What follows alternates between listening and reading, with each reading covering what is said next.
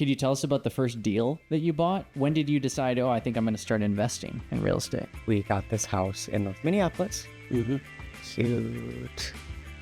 And you couldn't touch a house over there for that price. And my theory is this. I said, there's not crime there, but if you leave your bike in the front yard unlocked, it's not a matter of if it's going to be stolen, it's just a matter of when. Using the licensed individuals that I work with, I was able to get it done for him for just over $8,000. Wow. And I sold it for him for $214,900. This is the Twin Cities Real Estate Investing Show. Real stories, real success in Twin Cities real estate. Join your hosts, Adam Tafel and Tim Swierczek, as they dive into the world of Twin Cities real estate investing. What's going on, Tim? Hey, man, how you doing? Doing well. We got Liz Loveless today. Yeah, absolutely. Liz is a North Minneapolis expert. Mm-hmm. She lived there for a lot of her life. That is her farm, so to speak, as a realtor. And what else is special about Liz and her business? Well, I told Liz last night, I was talking to her on the phone, and I told her that I'm surprised she's not a nurse, right? Liz treats her business and her whole life like as a caregiver, right? Maybe you got that from her, maybe you didn't, but like she will bend over backwards to find different contractors. I think she had a hard time articulating it in this episode, but she basically helps set up everything so people don't have to worry, right? And she does that with that. And we talked about it off mic, but she rescues animals, particularly dogs, right? And stuff like that.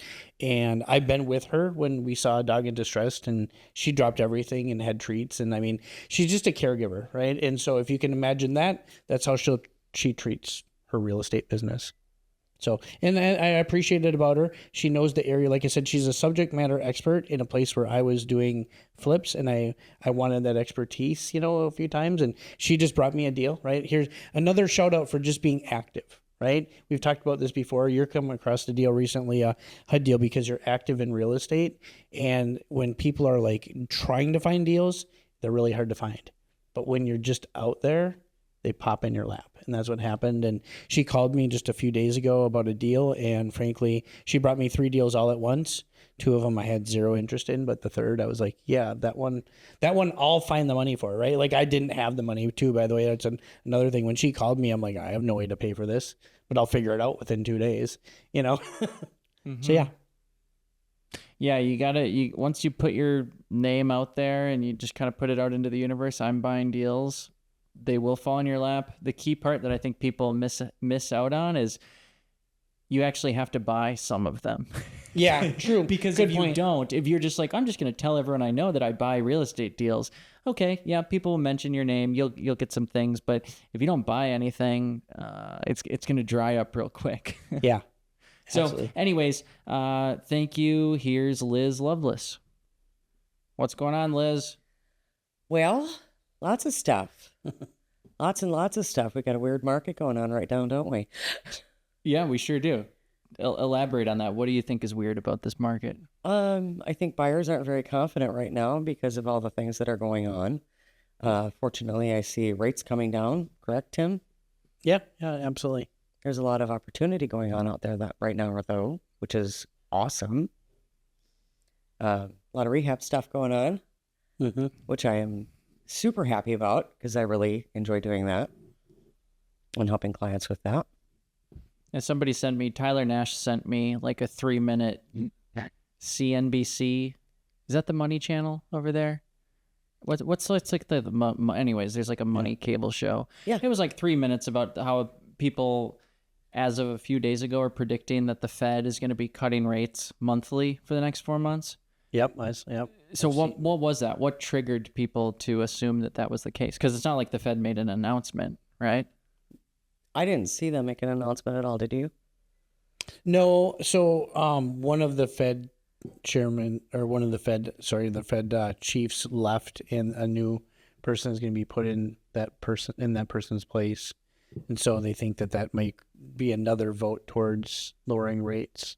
But the reality is, for the most part, the Fed voting members vote with whoever the Fed chair is, which is still Jerome Powell. And so until Jerome Powell is in office, I don't know that we're going to see lower rates. Really? Yeah, it doesn't seem like it. We'll see. So maybe this was just one person's opinion, which could be incorrect, but it's hard to say for sure. But I mean, there's been some, I don't know. If you there's on the one side, you hear the people who say we're the highest rates in, the industrialized nations. The other countries are around 1%. We're around 4%. Talking about our Fed's fund rate, right, in that range, and they think we should be lower, but clearly we're not, and we'll just see what happens. I mean, I know they're coming down at some point. I just don't know exactly when. The way I see it. Mm-hmm. I thought maybe we got some like jobs report or like inflation news recently, which was a indicator that they might come down. Yeah, I mean, inflation's been showing it's under control for a while, and especially if you look into the data a little bit. The hard part is there's like a headline that everyone sees, and then there's the stuff behind the data. And if you look behind the data, one of the reasons why our inflation numbers look higher is because the way they record housing's an extremely high percentage of the inflation data, but it's also on a 12-month cycle. So when things were hot and heavy, a year ago, that's still affecting our inflation rate today. But if you look at like the last 3 months or, the last 6 months, those numbers are not as strong, meaning that inflation's coming down. But if you average it over a year, it takes a lot longer to actually show up as being lower. Fair. Sure. And of course, all of this is national. Here locally in the Twin Cities, we have had appreciation in the last 12 months. For Absolutely. sure. Yeah. For sure. Just this last week, I saw, and there's all kinds of newspaper articles out there, right? But one specifically was talking about, values going down across the country, but it specifically mentioned Minnesota as one of the exceptions to that rule. Yeah. I think there's actually quite a few exceptions because there's really only a few areas that are going down. Most of them are just flat, right? And sure, they like to, no one reads the paper saying it's mostly good except a little bit bad. That just doesn't get a lot of attention, so they need to, it doesn't have to say the sky is falling, And by going down in a lot of these cases, it's like, well, if you bought in 2020, you're okay. So down is really just erasing, 4 years of gains or so. Yeah. If you zoom out. Yeah. Anyways, yeah. So Liz, how do you guys know each other? How did this happen? Well, I flipped a property in North Minneapolis on Colfax, and Liz brought the buyer. Yes, I did. Cool. And that's how you became connected, and now here we are. Yeah. Yeah. There was a little bit of I don't remember all the details exactly, but there were a few things that the buyer wanted, including some new appliances and some other things. So there was some back and forth. And I think after closing, there might have been like a plumbing repair or something like that we took on, at the buyer's request, and Liz set it up. And so there was a little communication because of that. Right? Well, why don't you want to just kind of tell us, you were talking a little bit about this before we hit record, a little bit of background about you, where you grew up and what led you to real estate in the first place. I grew up in Minnetonka. My dad, for many, many years, built and owned apartment buildings all over the United States. And my uncle was actually a real estate developer, and he owned stuff all over the United States as well. My stepmother was a realtor briefly. Her mother was also a realtor. I didn't have a lot to do with those two women, but this has kind of been the family business for many, many years. I got into property management right out of high school and didn't pursue that.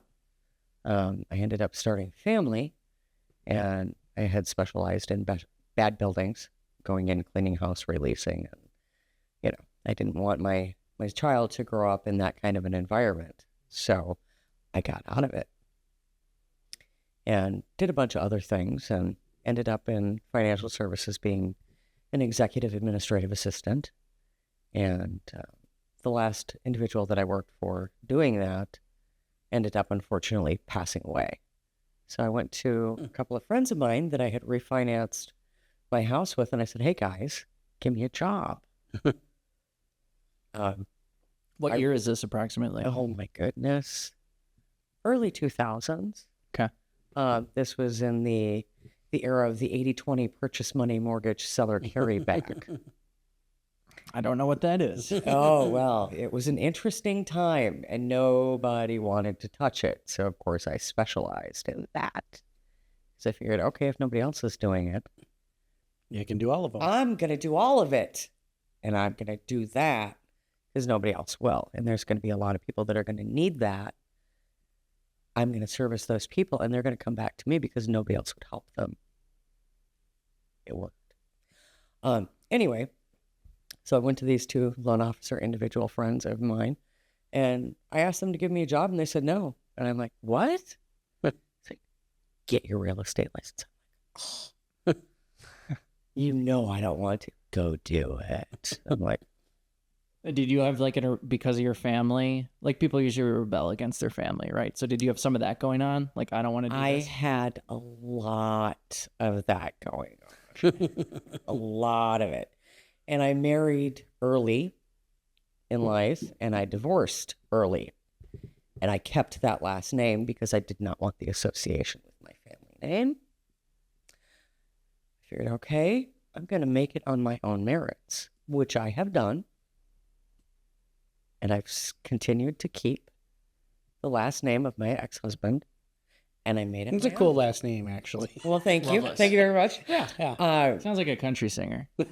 Oh, dear God. Right? Here we go. Come on now. Not a fan of country music. Okay. Openly admit it. No, thank you. But I nails on a chalkboard. Wow, I'm really sorry about that. No, it's okay. I won't say it again. No, it's okay. To each their own. But yeah, no, I've made it my own. I just have. Because, it was out of necessity. And do I love my family? Yes. Yes, I do. I have one elder left and my two sisters and my nieces and nephews, obviously, and that's it. So tell us about the early years of real estate. Like you said, you specialize in these, and I know what you're talking about when you say that, but I didn't see a lot of people doing that. Obviously, we didn't work together back then, so I started in the early 2000s as well, and I wasn't seeing people doing 80-20, yes, but not seller carryback very much because, frankly, yeah. So tell us about that. So the 80-20 purchase money mortgage was, well, we see 80-20 now in financing where, it's, and especially with refinances, it's 80% of the equity of the home. You have to have 80% equity and then, or 20% equity in the home, and then you get 80% on your refinance. Yeah. Well, these folks didn't have the money to put down. Mm-hmm. So the sellers didn't have, they had the equity.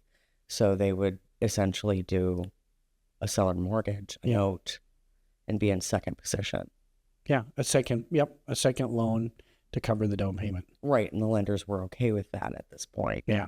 So that's what I did. How long did they do that for? Not When did very- they become unokay with that? Not very long. Okay. But I was out there and I was working my tail off. And you're an agent, so you're not, because it almost sounds like Correct. you're a lender when you tell this story. I have the financial brain. Yep, understood. So I wrapped my brain around that, and being a single mom, and I dove both feet right into real estate. I didn't have a backup. I didn't have any of that. So this was like a niche of yours, so you can go to a buyer who doesn't have a down payment and say, hey, I can help you. We'll use this system. Is that essentially how you... They would pull it have off? some money and they would desperately need help. And, I always believed if there's a will, there's a way.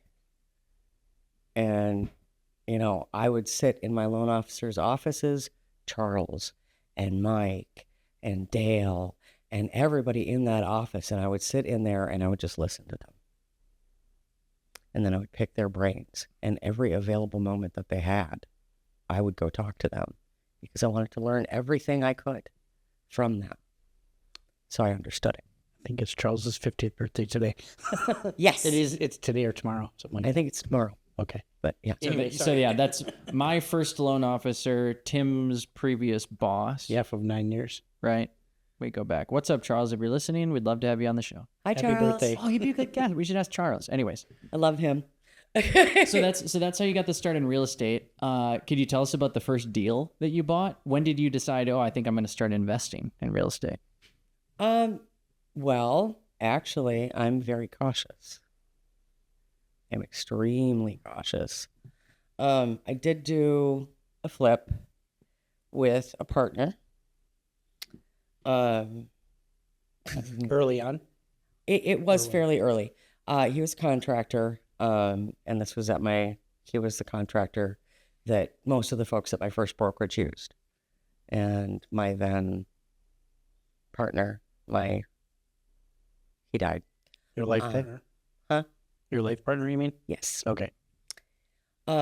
He was working with him, and we got this house in North Minneapolis. Mm-hmm. Cute. And you couldn't touch a house over there for that price. What was it? It was a 3-bedroom. Gosh, it was 2-bath, 2-car detached, and it was just cute. It was 1.5 stories, but it had a lot of updates already. It was a foreclosure. It was just a sad little house with high ceilings. And, it was in the Weber Camden neighborhood, which is where I lived. I lived there for 17 years. Raised my son there. Do you remember the purchase price? I think we got it for $80. And we did the house. And, I learned how to use a sprayer at that point, and because I wanted to learn everything. Like I said, I wanted to learn everything. So, A paint sprayer? yeah, Okay. Yeah. Cool. yeah. And I did. So, on the exterior, it's great. It's fun. But that was the first one that we did, and we ended up making some money on it. Not a whole bunch, but we ended up making some. And now, are you trying to flip this house, or are you just renting We flipped it. We Okay. flipped it. We flipped it. After that, I kind of pulled in because, I had to save money for my son. So he was still pretty young at that time.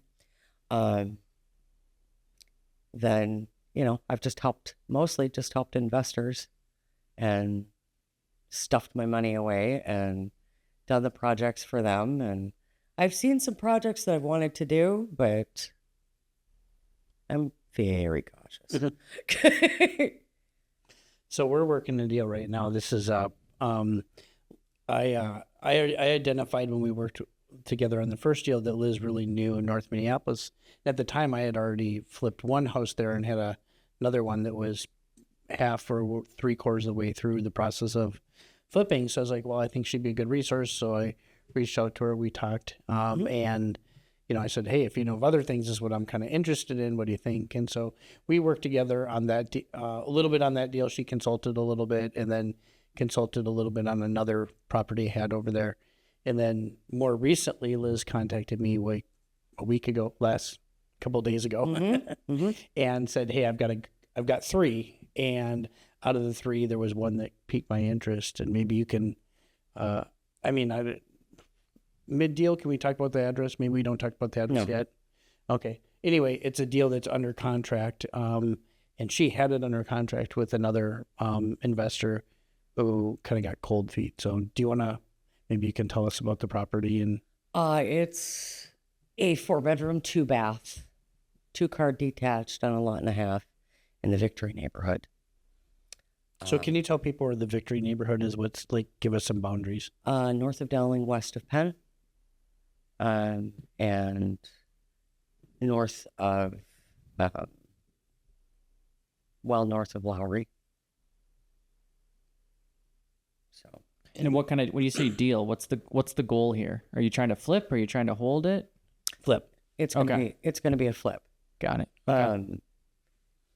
Are you familiar? There used to be a restaurant over there that was absolutely fabulous on 39th and Thomas. I have no idea. It was an Italian place. What was it called?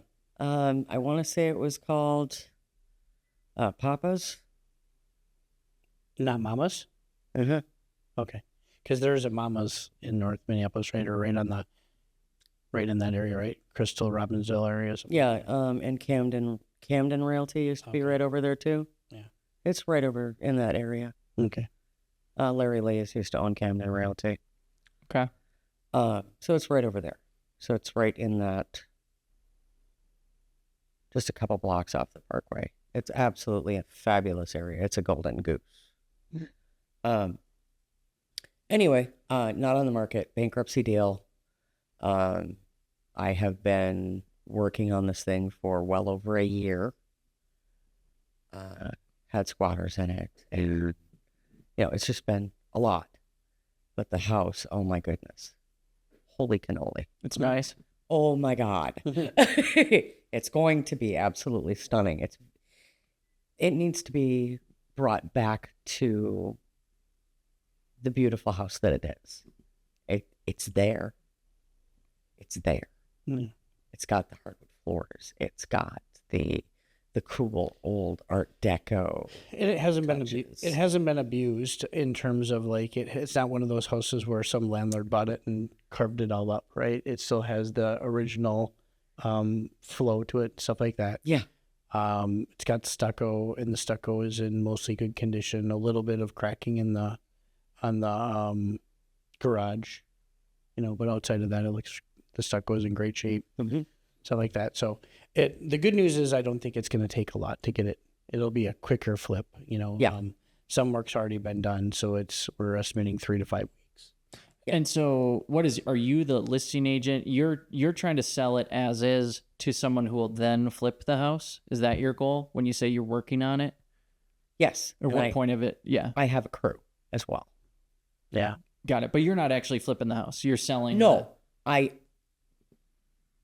as I stated, I get really passionate about this stuff. I do, because I love doing this.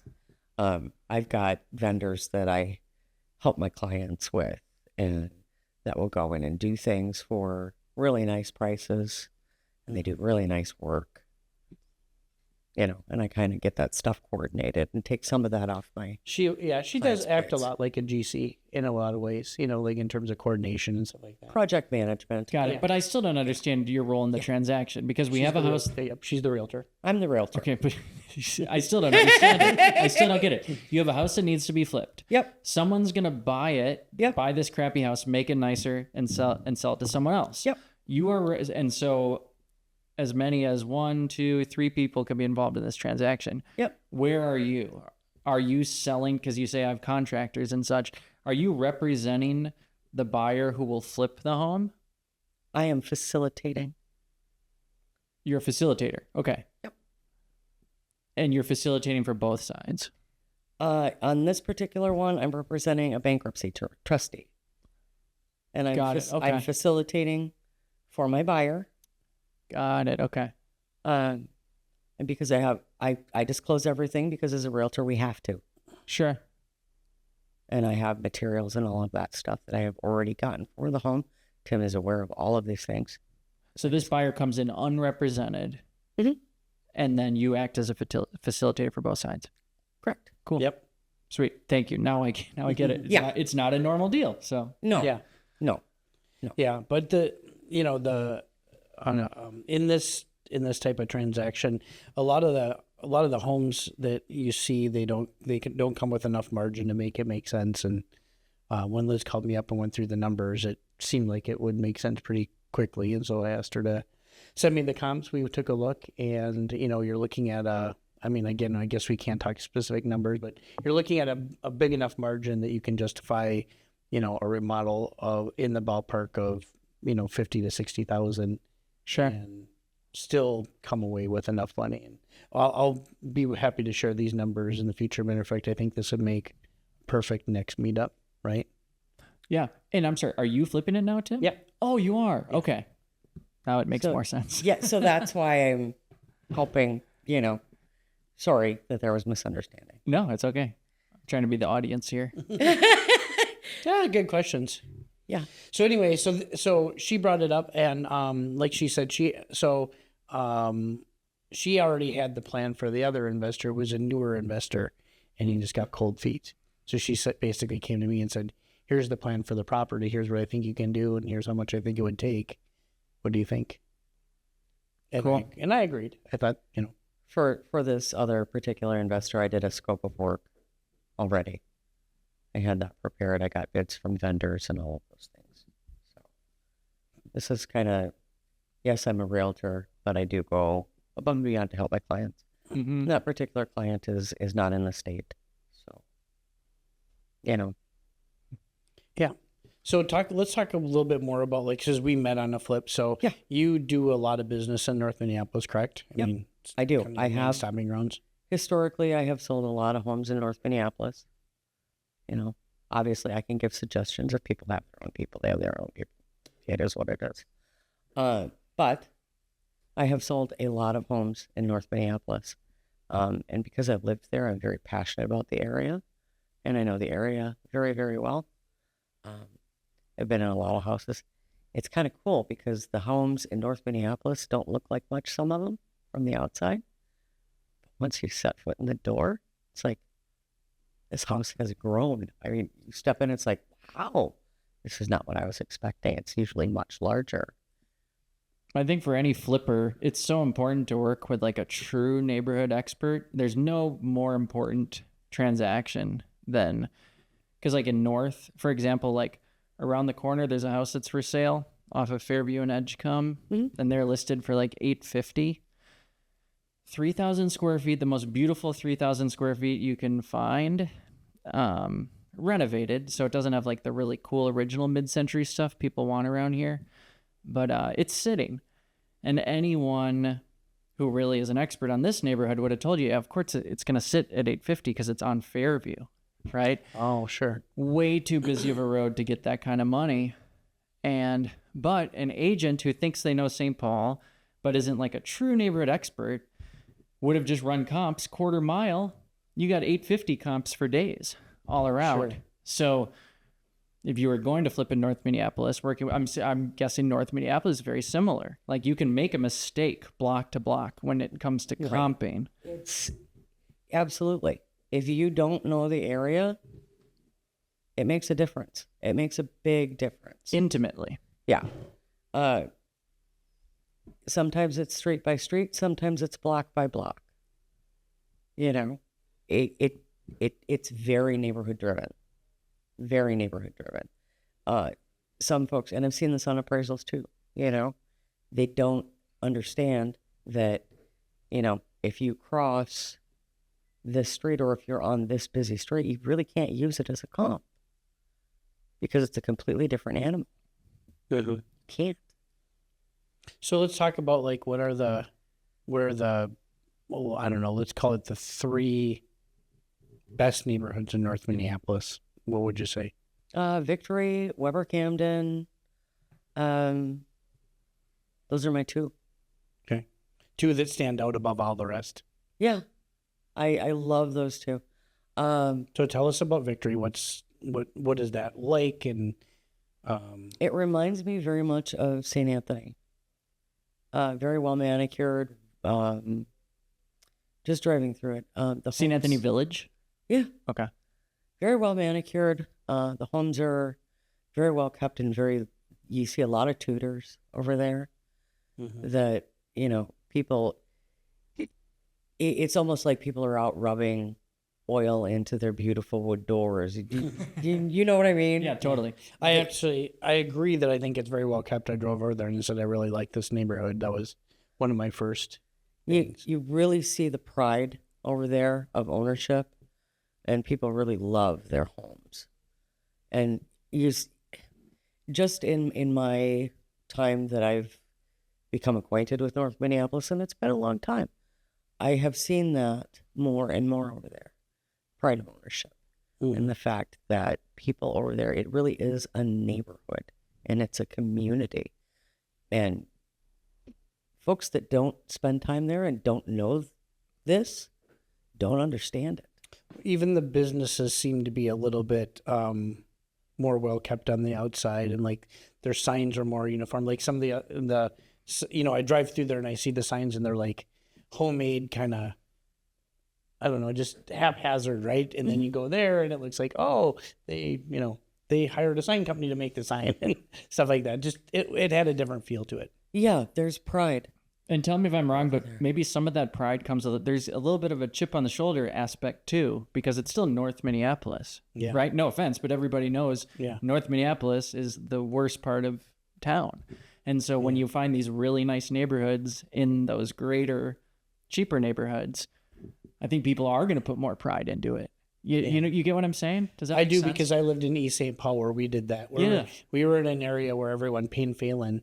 It was kind of like maybe not the true thought of as the worst area, but one of the worst areas is St. Paul. But our pocket, so to speak, was great. So nice. And so all the neighbors, we had neighborhood parties, and we had a progressive Christmas dinner, and we had all kinds of things that were and people were very happy to participate because we wanted that neighborhood to be special, and we wanted to look out for each other. And if there was some sort of weird car in the alley that was driving up and down the alley, we were going to ask them why they were there. You know, just to be like, you know, just so they know, hey, we're looking. You know, if you're supposed to be here, fine, but if you're not, you know, we're watching you. You know, you're not going to come to our neighborhood and steal bikes, so to speak, right? Mm-hmm. That's kind of how we felt. Yeah, I never had any problems over there, ever. So, what about so housing stock over there? Is it smaller homes, bigger homes? I didn't see like really big homes. To me, it seemed like they were, you know, 1,500 square foot type places. A lot of them are more starter homes. You do get the grand old ladies once you start getting down towards Highway 55. Okay. Historically, that's where all of the bankers and everybody built when North Minneapolis was being built, because that was closer to downtown. And at that point in the early 1900s through 1930s and 40s, that's where they wanted to be because it was closer to downtown, and that's where everybody worked. The bankers and the, you know, architects and all of those people, that's where they wanted to be because it was very close to their offices. Okay. So you get the really grand old ladies in the teen blocks of North Minneapolis. Okay. And those are the ones that typically, unfortunately, often you find that are chopped up to make more because they were big enough you could throw more bedrooms in. Yes. Yeah. Mm-hmm. Okay. I've always really liked the housing stock in North Minneapolis in general, because I just think those starter homes are like one of the best assets to own. Mm-hmm. They appreciate the fastest. They're the easiest to sell. They're the easiest to comp. You can really predict what they're going to sell for. Sure. And like comparing, I don't know, like Northeast Minneapolis homes where you have all these huge 1800s. Like, yeah, there's a lot of cool neighborhoods, and there are neighborhoods in Northeast, Wyndham Park, probably Audubon Park, that are similar to what I'm describing. But the housing stock in a lot of the North Minneapolis neighborhoods is just starter home after starter home. Mm-hmm. And yeah, I've never owned anything over there, but I sure would like to at some point. Yeah, at the Weber Camden Park, there's a waterfall. Did you know that? I did not, no. Well, now you do. There's also a boat launch for the Mississippi River. Okay. At the North Mississippi Regional Park. There are walking trails back there. Where is that park? Can you kind of give us a... If you go down 42nd Okay. and Lindale. Yep, there's a 42nd is a major through street. Sure. You go down, like you're going to go down to Washington, that street there here's Dowling. Along the river, yep. Here's Dowling, and you've got all the funky stone art over here with the metal, right by where Wells Fargo is. Here's the Lowry, no, it's not Lowry. It's the bridge that goes into Northeast. Yeah. Okay. You go down this like you're going to Washington, Mm-hmm. and you've got that industrial right here. And it curves to the right. Instead of curving to the right, you make a left. And that takes you down to the North Mississippi Regional. Okay. And that's where you go down to the boat launch. Okay, so right down, yeah. And it curves through back there, and it is so peaceful, and it is so beautiful. And on the other side of that is St. Anthony Parkway that brings you into Northeast. So on the other side of that you see if you're going on St. Anthony Parkway, that's the North Mississippi Regional. So for those of you listening, if you know where Columbia Golf Course is over in Northeast Minneapolis, there's a parkway that goes behind that, and heads along away from the golf course. If you just head away from the golf course on the parkway, you'll get to a point about 1.5 miles, 2 miles down, past the river road. There'll be a left-hand turn that will take you over a bridge, and that would be the northeast side of it. You go over that bridge, and then you're in North Minneapolis. Right down behind that is what you're talking about, the other side of the river. Yep, you take a left off the bridge and you take another left and then left again as soon as you can, and you're at the North Mississippi Awesome. Regional Park, and there's walking trails back there. In that area, that's Camden Weber as soon as you cross over, is that correct? It is. Okay. It is. So yeah, tell me if I'm wrong, but you had asked what are the top 3 neighborhoods, Yeah. right? And you started With Victory. With and Victory. Camden Weber. okay. What's number 3? I can't pick, honestly. Those are my 2 favorites, and that's kind of my haunt. What do you like? Okay, so what do you like about Camden Weber then, as opposed to Victory? How is it different, and what should people know about it?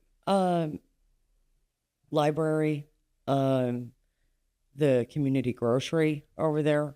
I mean, it's changed hands many times, but it's very community based. You've got the veterinary office right there.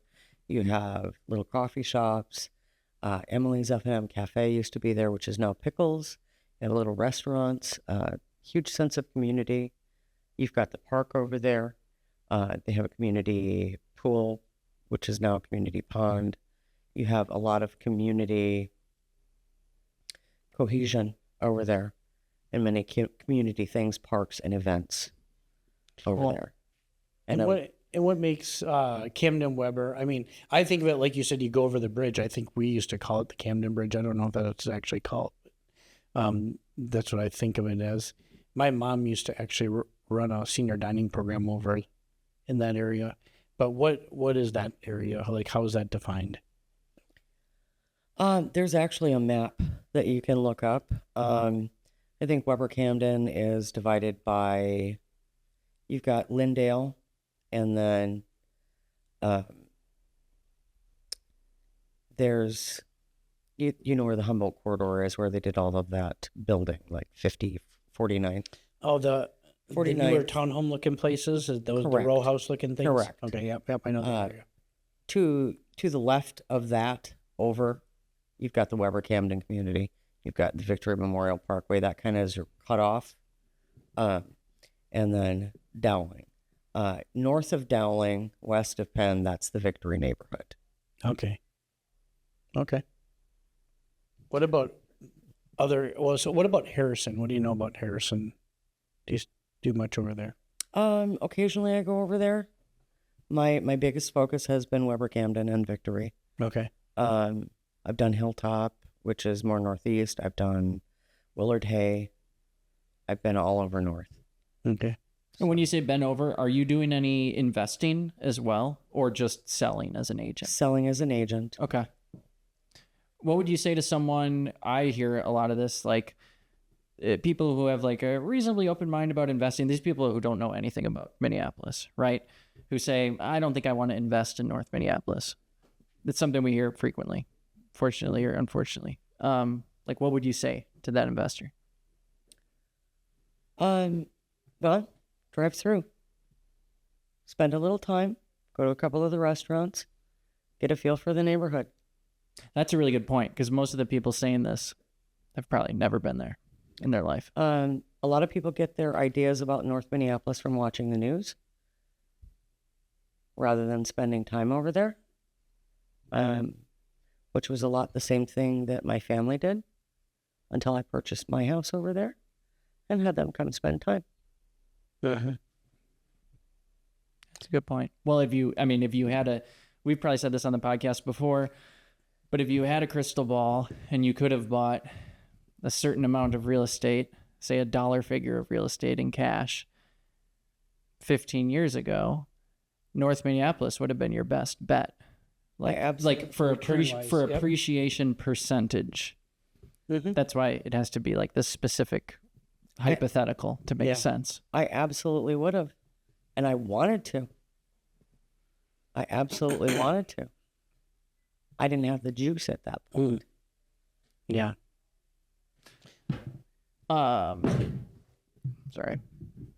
Well, what about, do you have any investing goals moving forward at all, or? Yes, I do. Okay. Yes, I do. Let's hear about those. Well, what I would like to do is get a few more homes. And I am focusing, of course, on North Minneapolis because I am very comfortable with North Minneapolis. And I'm looking in Weber Camden for those deals. If it's outside of Weber Camden, it's outside of Weber Camden. I am looking a specific price point. And what do you think is a good price point? I'm looking right around 150 to 175 or less. And it's going to depend on the scope of work and what my partner and I can do. You're familiar with my partner. And for what price. And I will probably buy and hold for a while or buy and flip depending upon the ARV, which is after repair value. So I tend to think that every area has a price that a house should be. For example, a 1,400 square foot house in Camden Weber should be whatever. I don't know what the number is. I'm just going to say 250, right? Sure. That may or may not be correct. Yeah. But so if you're paying 180, maybe you're getting a deal. But it probably costs 70,000 to get that house back up to the 250 level. And if it costs 100, you're getting a bad deal. And if it costs 50, you're getting a good deal, right? But in the end, if it was fixed up and nice and just like what people expect, that house is 250. So like if you're looking at your places and you're buying like 150 to 175, where do you think that ARV is? And then, so like people have an idea, like fixed up, what are those things worth? I think reasonably anywhere from 250 to 280. Okay. If you're in the Victory neighborhood, you're looking anywhere up to 350, 375. But that's going to vary again, I think reasonably 325. It's going to depend on the time of year that you're selling.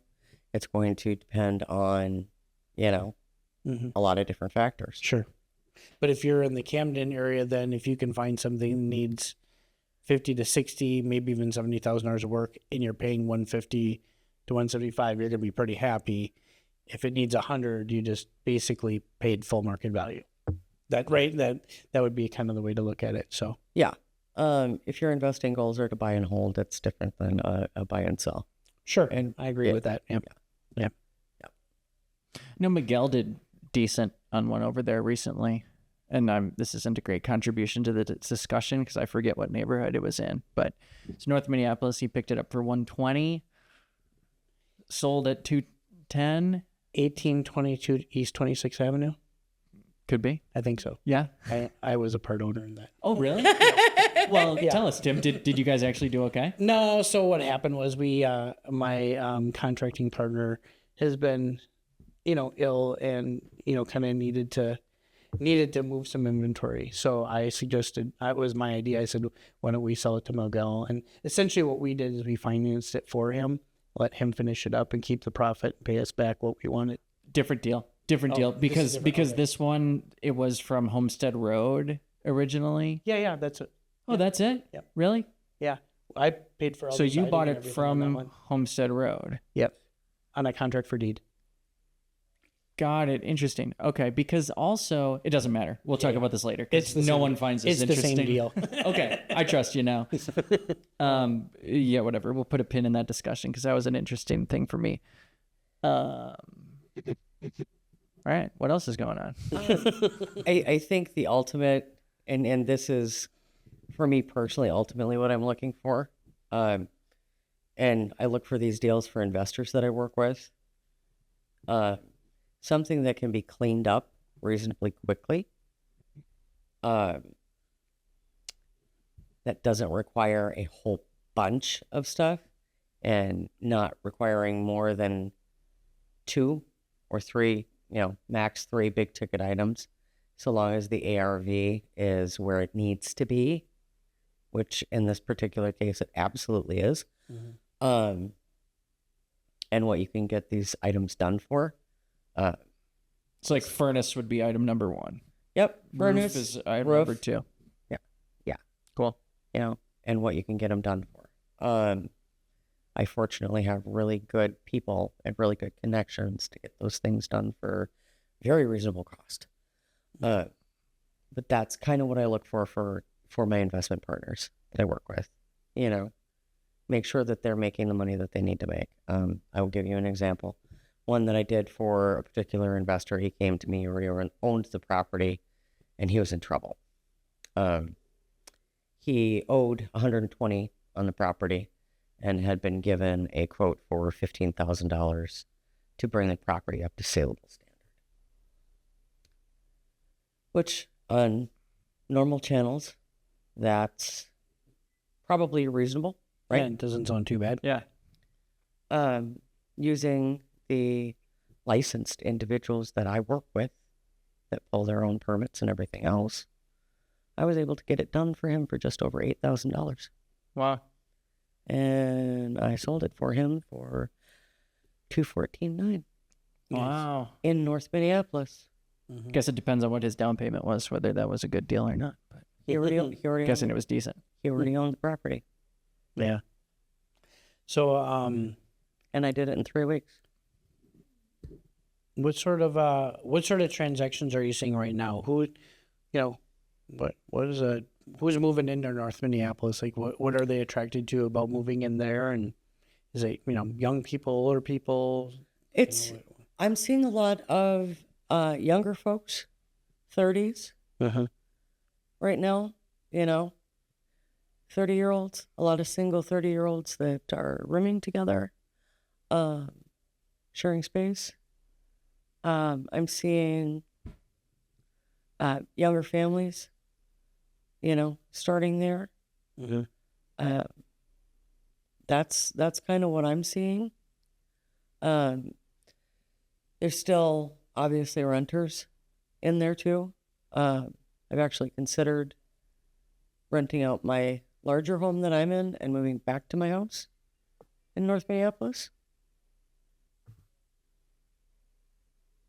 So, it's kind of that whole shift going on again.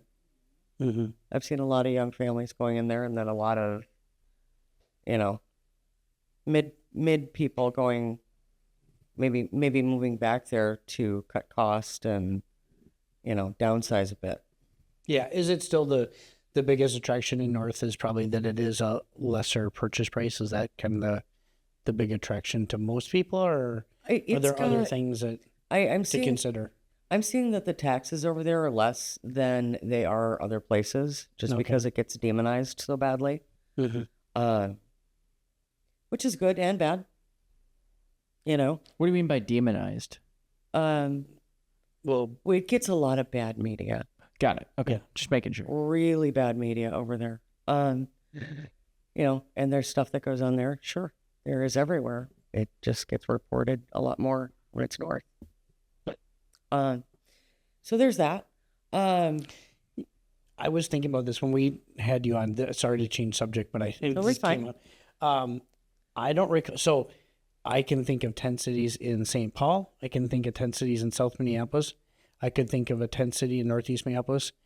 And not that I'm driving around Looking north for very 10 much. cities. I can't remember one 10 city in North Minneapolis. There had to have been one, but I'm just saying it certainly wasn't. There certainly weren't in the bulk that they were in South. What was that like? And is that true, or is that am I just totally missing them? Or I haven't seen one over there myself personally. I have not. Have you? No, I also spend almost zero time over there, but I haven't. South Minneapolis seemed to be the tent hub of like Powderhorn. Yeah. That's where I think of tents. Central, Phillips. Okay. That was Tent City. yeah, I was just it just crossed my mind the other day because I've flipped 4 or 5 houses over there, and I was over there quite a bit because I also looked at several more driving around, driving in the areas where if you expect to see them, you'd think you would, and I didn't see any. And of course, I also drive over South Minneapolis. I saw them all over the place for a while. Matter of fact, I don't think I've seen too many at all recently anywhere. So I think that's kind of changing in the city. Well, crime definitely went up everywhere. You heard about it. And again, it's so hard to tell, like, what is the media coverage and then what is reality. But I think even if you just look at crime statistics, in 2020, 2021, it was pretty bad, right? And like anecdotally, I heard of people moving out of South Minneapolis, moving out of North Minneapolis, but you never know, like, just because I talked to 3 people who are doing that doesn't mean that that's actually a trend. Sure. Right? Have you noticed anything, Liz, from these years, like pandemic years until now, like any major changes when it comes to crime? Honestly, not so much. I haven't seen that much of a difference. Yeah. Because if you're in this isolated, nice area, it's not like I wouldn't expect you to see anything dramatic No. in the neighborhoods you're discussing. No. I mean, I live in Brooklyn Center, but I'm only a mile away, door to door, from my other house, which is in North Minneapolis. Okay. And I haven't really seen much of that. The most that I'm hearing about myself personally over there is, you know, people dumping tires in driveways and how irritating that is. You know, tires and drive. What does that even mean? I get that in going in South down the Minneapolis, we alley have a and- house that we get it. you know, they'll drop a random tire in somebody's driveway Got it. because they don't want to pay to dispose of it, Sure. Okay. Dumping. Yeah. which is a jerk move. You know, Just last week, we had a bed frame, a bed, mattress, and a tire dumped on the boulevard of one of our houses. And of course, the city calls me. Right. What are you doing? Nothing. The house is vacant and has been for a while. That's not ours, but doesn't matter. They still would find me if I don't pick it up. exactly. And I get that. Mhm. That's the 6th to 8th call in the last 2 years. I get it every couple months. And that's what that's The kind of crime you deal with. that's the kind of crap that goes on. And it's like, is it irritating? Absolutely. Abso-freaking-lutely. Does it happen all over the place? Yeah, it does. The most annoying I've lived in, like by the St. Paul Cathedral. I lived in Cathedral Hill, West 7th, downtown, and Highland Park. Sure. And Cathedral Hill was the most annoying crime neighborhood, for sure. Passerbyers or what? Yeah, I don't know what it was, man, but theft, like people, it was almost like we were like a target because there are like higher crime, lower income areas really close to Cathedral Hill, just on the other side of 94. Sure. That's my theory. I could be completely wrong. But it'd be like the neighbors, the lady who lived in the unit below me, her kid would have a basketball hoop. The basketball hoop's gone the next day. Just really kind of like dick's set theft stuff. Oh, yeah. Like that. Yeah. Yeah, like that's not worth anything to sell. Right. It's crazy. And we dealt with a lot of that. And when I lived in West 7th, no crime whatsoever, even though if you look at a crime map, West 7th is definitely higher crime than Cathedral Hill. Here we don't deal with anything. But I think that's interesting because even regardless of my crime experience, Cathedral Hill is one of my favorite neighborhoods. I'd love to buy more properties there.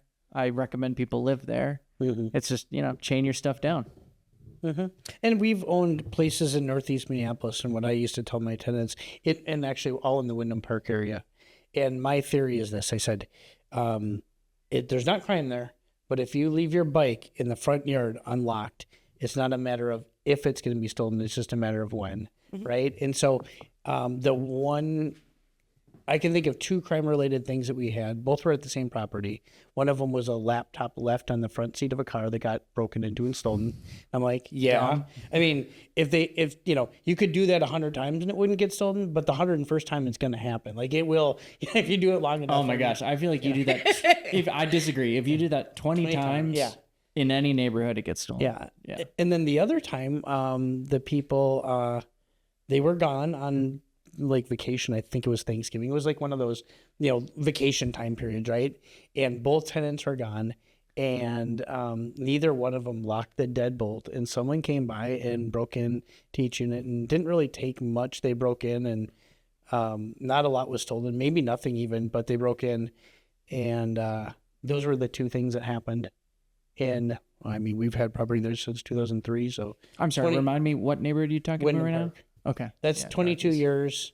And at the peak, we owned 22 years. In the peak, we owned 22 units. Not all there, but like maybe a dozen units for quite a while, and maybe 7-8 units for that whole time period. Like for many years. So What drives me crazy is people who complain about their car getting broken into.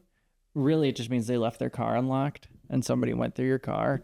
There's really not a neighborhood in the Twin Cities, at least in Minneapolis and St. Paul proper, where you can do that and expect for somebody to not go into your car. right. I believe that in every neighborhood in the Twin Cities, like it or not, there's people looking for unlocked cars. Everywhere. And I think if we did it in our neighborhood long enough, it would have happened. Because during COVID, we had some catalytic converters stolen in our neighborhood, so people will even come out In to White our- Bear Lake? Yeah. It was just for a short period of time and stuff like that. But people would leave their cars in the driveway. They come out and We used to be like real men and women.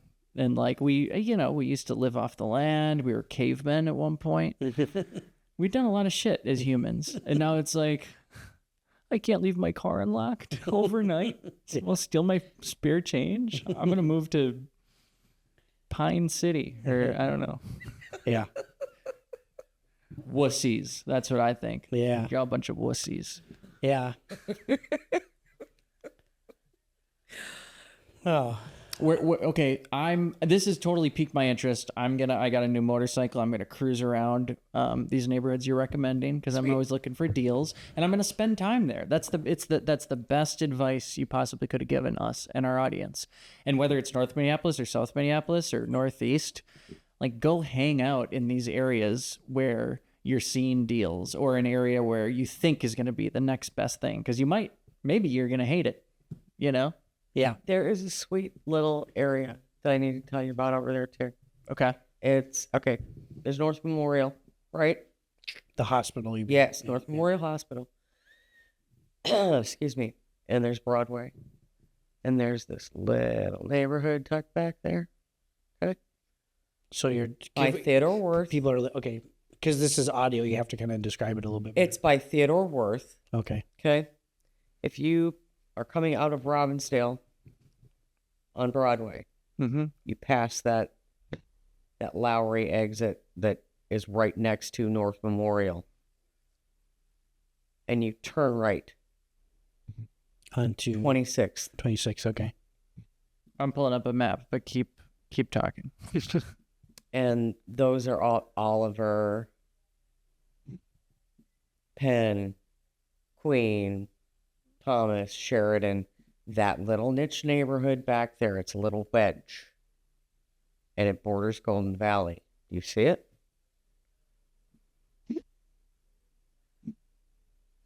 No, but I got a little lost here.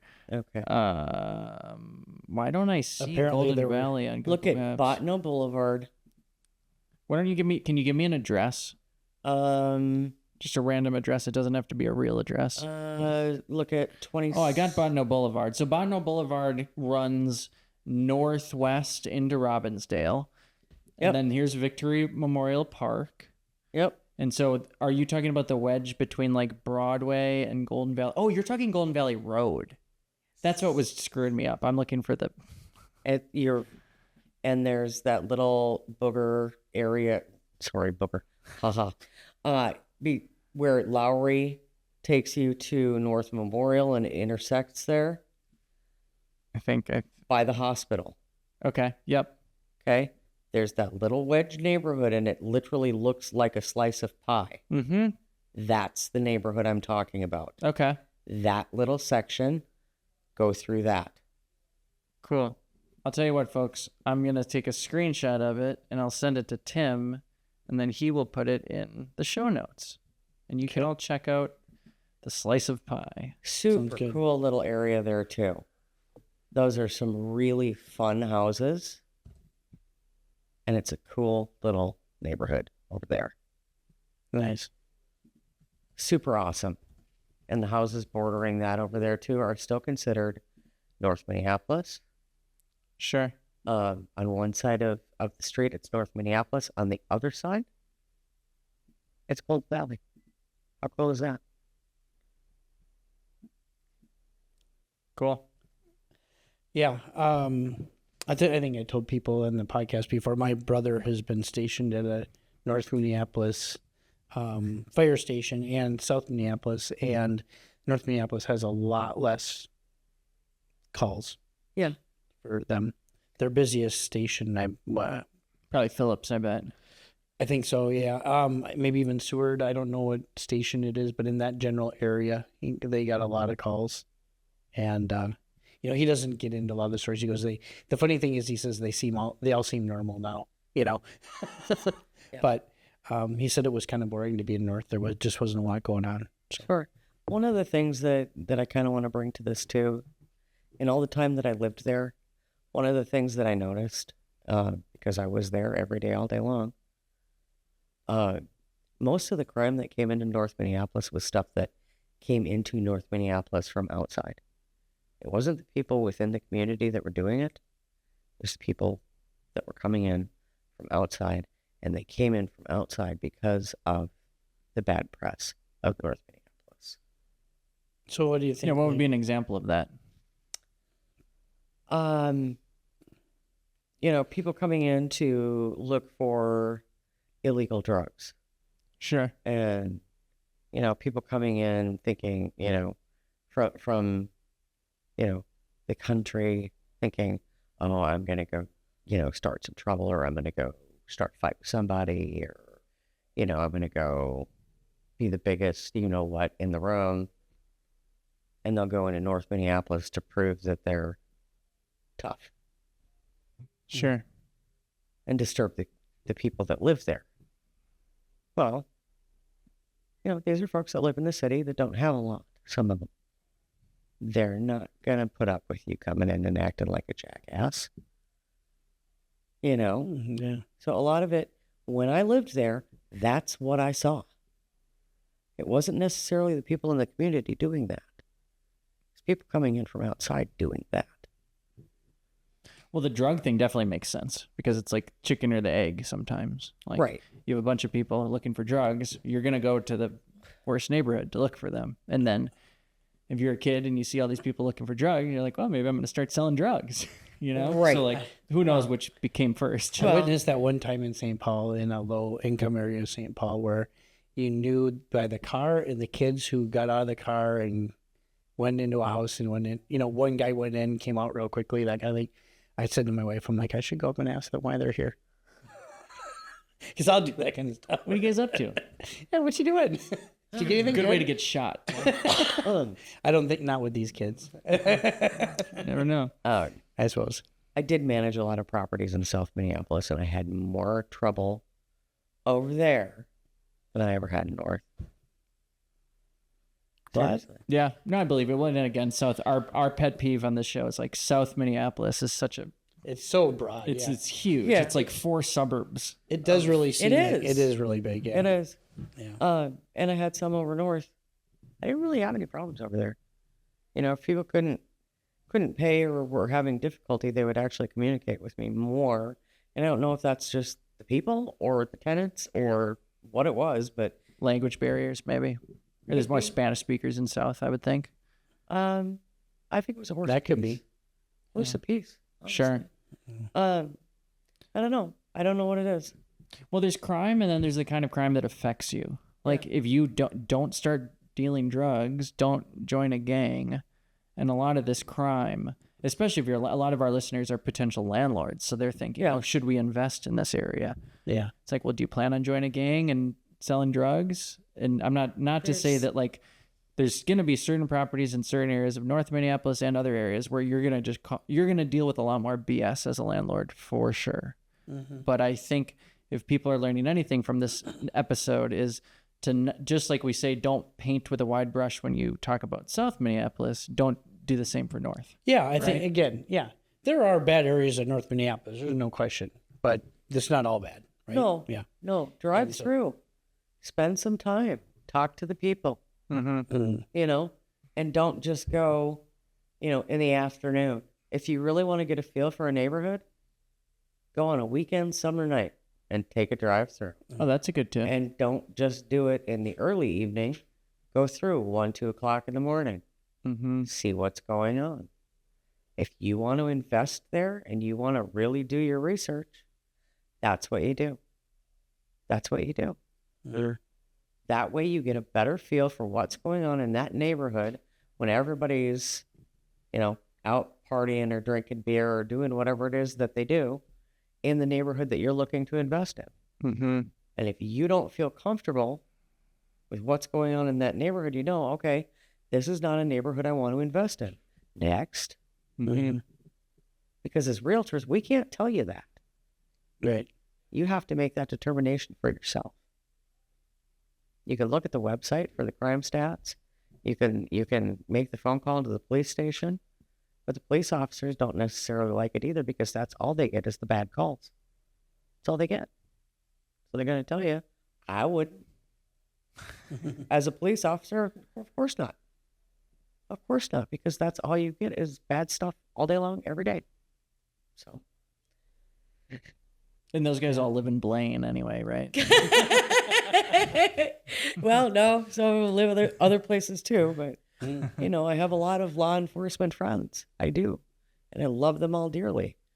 But they have super high stress jobs, and they have areas that are like, you can pay me to live over there or own anything over there, and that's why. Mm-hmm. So anybody looking to be over there, spend some time. If you want to invest over there, spend some time. But go over there and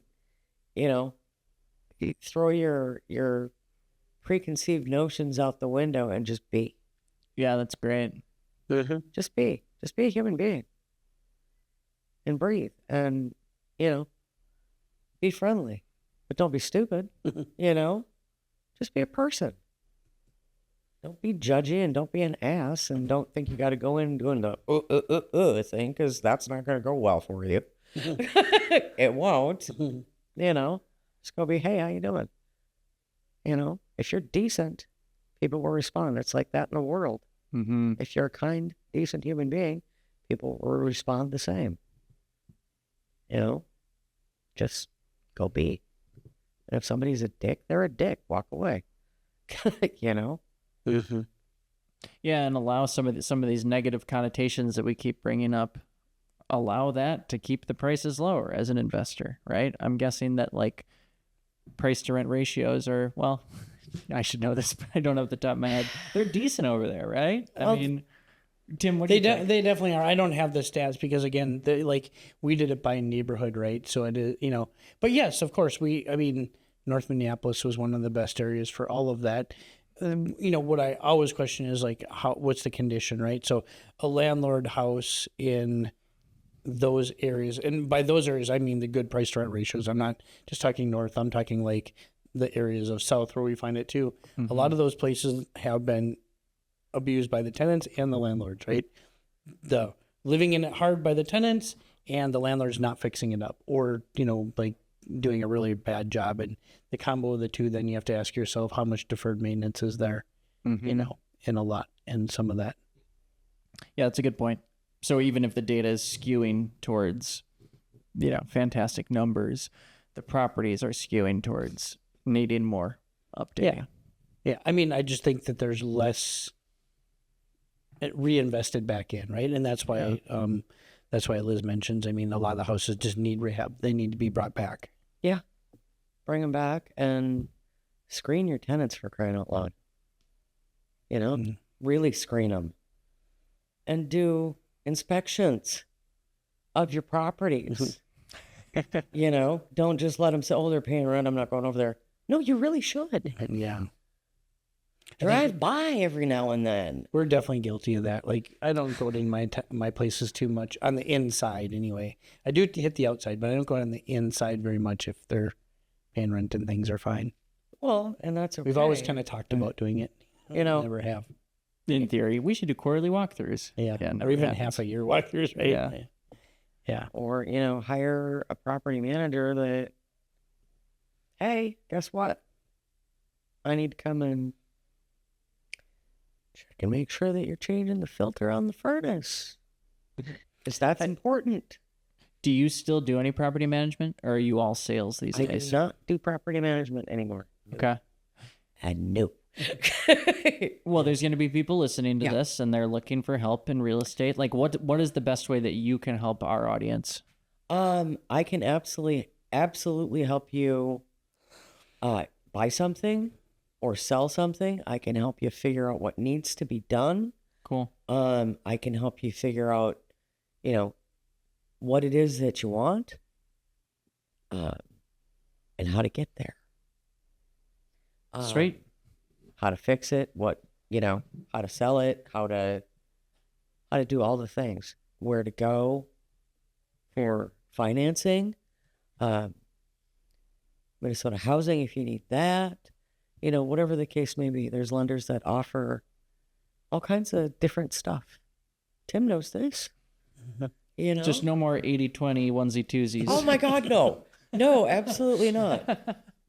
Lenders don't allow it anymore anyway, except for some rare commercial loans, but even that's become kind of rare after COVID. Everybody's got a different situation and a different starting point and a different point that they're at in life. And everybody's got different needs.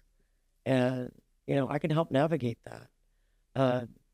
If you need property management, I have a few people that I know that are decent. I can refer you to them. You can talk to them, have a conversation. Need somebody who paints, I have that.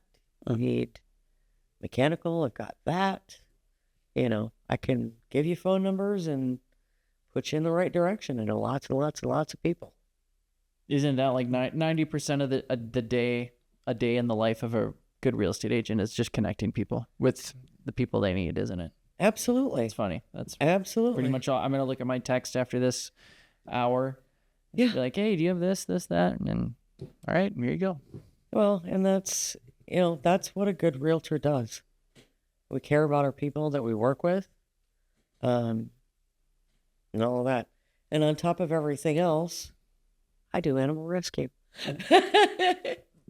We don't have time to get into that. No. We got another guest showing up, but That's a subject episode for number another 2. day. Yeah. So. Yeah.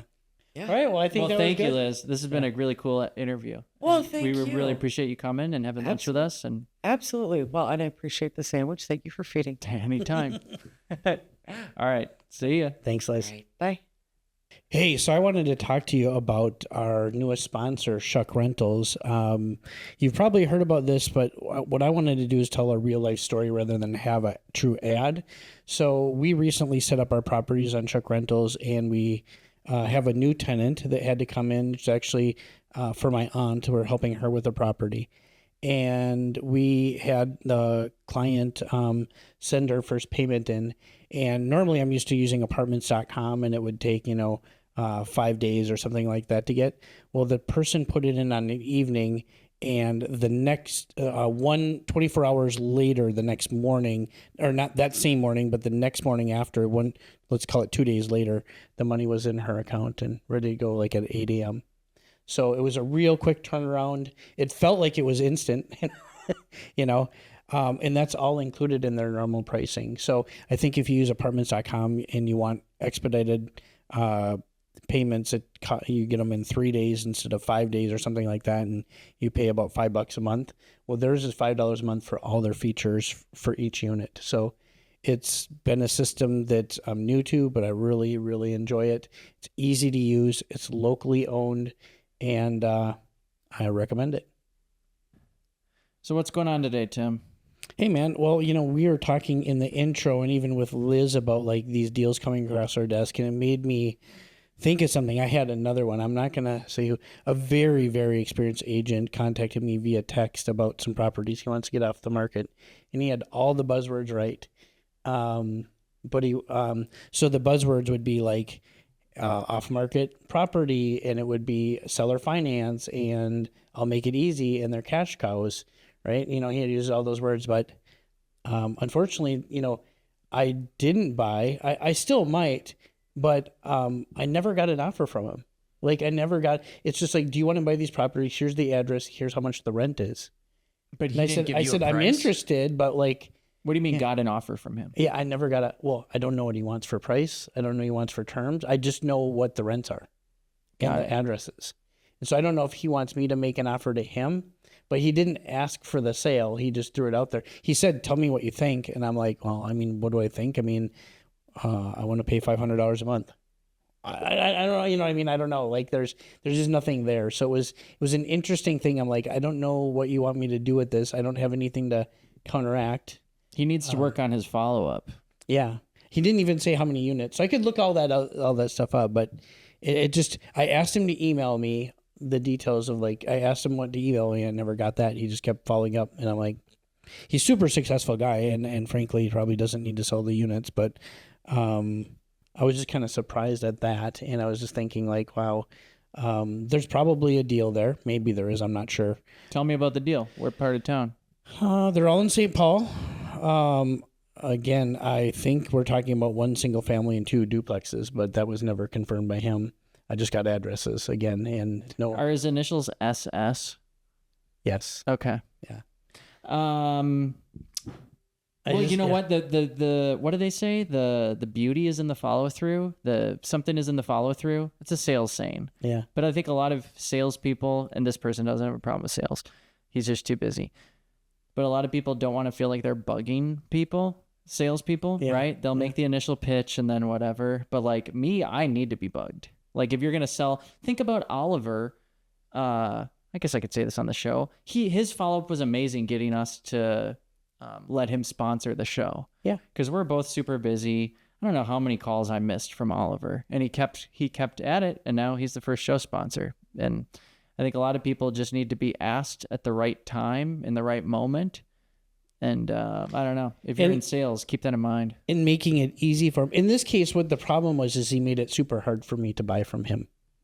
You know, and frankly, it's like one of those things. So if I were going to look at this deal, in and of themselves, I would not hunt out these properties, right? I would buy these properties because it's easy and because I can get into something I wouldn't normally be able to buy with a low down payment, right? Like if he had said, he hasn't said this yet, but if he said no money down and I'll guarantee you make $400 a month per property, I literally would have said, sign me up. Let's work out the details, right? Like nothing else matters if I know those 2 things. Okay, fine. I'm going to make $1,200 a month between the 3 properties. I know that. He's going to get the rest. I'll get appreciation or whatever, you know what I mean? But like, this is how it's going to get set up. No money in. He gets to walk away. I get to go do my thing. Game on, right? But instead, it was this really vague, it's this vague message and not easy. And I have to try to figure out what he's thinking. And like, you said you would owner finance, but you haven't said like at what terms or anything else. And I guess you don't have to, but you haven't even given me like, I want X down. Like I have no structure from him at all, or including a price. So I don't know if I have to make up the price, the down payment. You know what I mean? Like it's too hard to work with that deal for me when I'm also busy. I'm working on a seller financing negotiation right now with a friend of the show, actually. I'm not going to name any names because it's a completely confidential thing, but I think I can vaguely talk about it. I have somebody who's a seller. They've tried to sell this property many times before. Like it's been listed at least 3 times in the last 2 years. He hasn't gotten his price. It's in what should be an A-class part of town. It's on the very higher end of the price point. What city? Minneapolis. Okay. And I'm trying to negotiate a contract for deed deal between 2 people who do know each other, I'll just say. Okay. And the purchase price, a lot of the times if you're thinking, how can I get a seller finance deal?